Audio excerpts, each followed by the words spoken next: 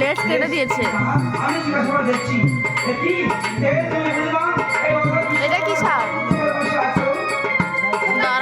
দাসাটা ফোনা তোলে না। এটা কি সাপ? হ্যাঁ, চন্দ্রবোড়া বলে।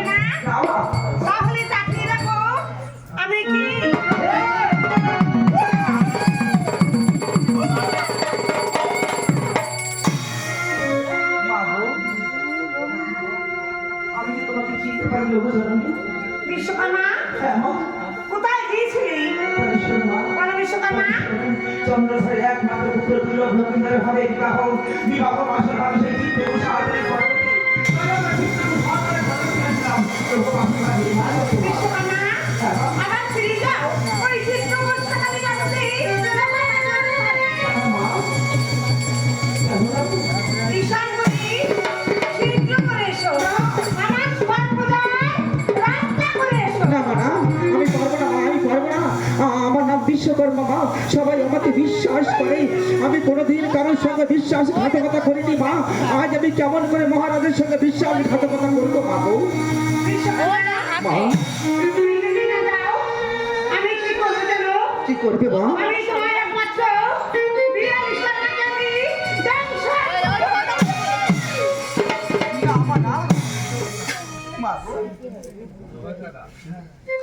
জিব্বার করছে আবার। আমার একমাত্র সন্তানকে তুমি কেড়ে নিয়ে নাও অবজননী। বেশ মা বেশ, আমি যাবো অবজননী, আমি যাব। তবে সবাই তো আমাকে বিশ্বাস করে বিশ্বকর্মা বলে ডাকি। আমি তো কোনোদিন কারোর সঙ্গে বিশ্বাসঘাতকতা করিনি মা। আজ যদি মহারাজের সঙ্গে বিশ্বাসঘাতকতা করি, এই পাপের ভাগে কে হবে মা বলো না? বিশ্বকর্মা ওই পাপের ভাগী হব আমি। কি বললে মা?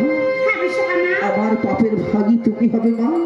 হ্যাঁ বিশ্বকর্মা। বেশ মা বেশ, আমি যাবো মা। তোমার কথা মতো এই বাসর ঘরে আবার যাবো।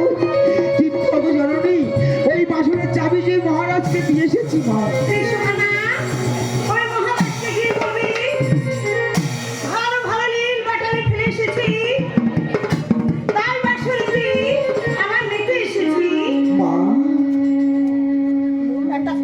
আজ তোমায় কথায় আমি সময় পরিষ্কার আমাদের প্রণাম গ্রহণ করো না।